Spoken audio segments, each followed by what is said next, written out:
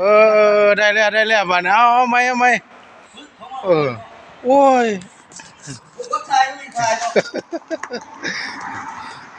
ครับนี่คือนักประดาน้ำแลมโบ้สิทธิ์น้องแสงได้ทำการค้นหาทีมหมูป่าอยู่ใต้อยู่ใต้น้ำเจ้าพระยา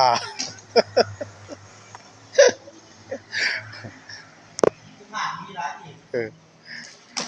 โอ้หน่วยใหญ่ขนาดวะโอ้ยไปลูกเป็นเมียแล้วตัวเนี่ยเด้อเนี่ยฮะเก็บบอกหอยเงินซื้อเลขเบิดแล้ว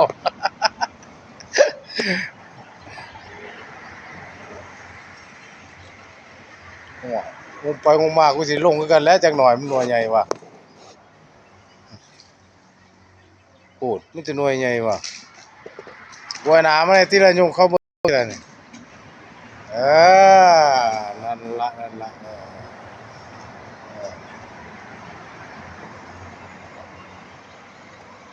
จักหน่อยก่อน2-3 นาทีพอเด้อเออเป็นจักนาทีเลยอ๋อกำลังได้นาทีกลัวฮะนาทีกลัวที่เขา2แล้วลบเสียงออกเอาเด้อ